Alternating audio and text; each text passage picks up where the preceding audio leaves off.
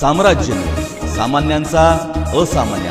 भारतीय राज्यघटनेचे शिल्पकार भारतरत्न डॉक्टर बाबासाहेब आंबेडकर यांच्या जयंतीनिमित्त सोलापूर शहर काँग्रेस कमिटीच्या वतीने डॉक्टर आंबेडकर चौक येथील त्यांच्या पूर्णाकृती पुतळ्यास खासदार प्रणिती शिंदे यांच्या हस्ते पुष्पहार अर्पण करून अभिवादन करण्यात आले। यावेळी शहर काँग्रेस कमिटीचे अध्यक्ष चेतन नरोटे तसेच जिल्हाध्यक्ष सातलिंग षटघर यांची प्रमुख उपस्थिती होती। यावेळी खासदार प्रणिती शिंदे यांनी भारतरत्न डॉक्टर बाबासाहेब आंबेडकर यांच्या जयंतीनिमित्त सर्व नागरिकांना शुभेच्छा देत त्यांचे विचार आयुष्यभर आचरणात आणण्याचे आवाहन केले।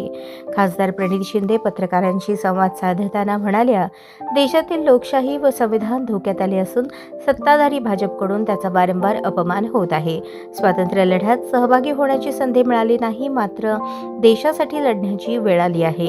ही स्वातंत्र्याची दुसरी लढाई असून लोकशाही व संविधान टिकवण्यासाठी जात पात धर्म बाजूला ठेवून संघटित संघर्ष करणे आवश्यक आहे। महिला आरक्षणाच्या मुद्द्यावर बोलताना त्या म्हणाल्या, संसद व विधिमंडळात 33% महिला आरक्षणाची तरतूद असलेले महिला आरक्षण विधेयक 2023 मध्ये काँग्रेसच्या पाठिंब्यामुळे मंजूर झाले।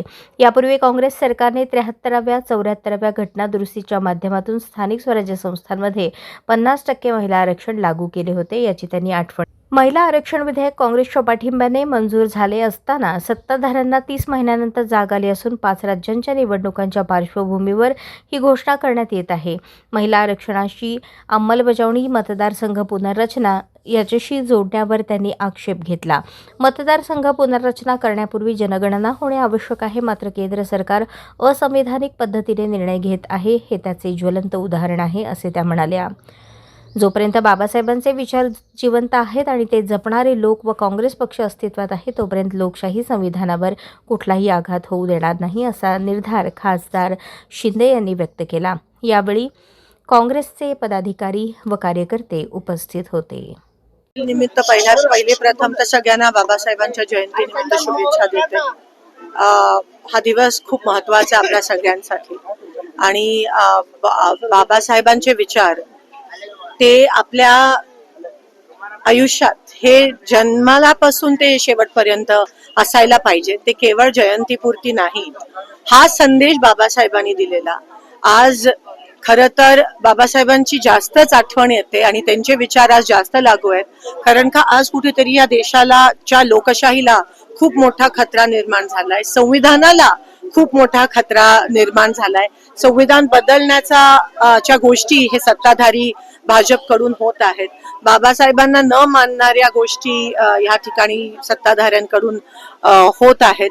लोकशाही चा अंत कुठेतरी होताना दिसत आहे आणि मला असं वाटतं हीच ती वेळ आहे की आपल्याला त्यावेळेस स्वातंत्र्य लढाईमध्ये लढायची चा चान्स आपल्याला कोणालाच भेटला नाही, पण ही ती दुसरी लढाई आहे जी आपल्याला लढायची आहे आणि आत्ताच संघर्ष करणं, आत्ताच संघटित होणं हे गरजेचं आहे।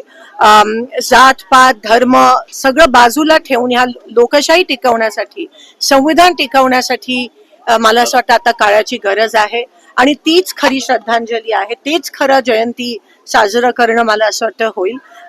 दर दिवशी रोज मला असं वाटतं उठल्यावर बाबासाहेबांचे विचार आणि संविधान जपण्याचा जे वचन आहे ते आपण घेणं महत्वाचं आहे।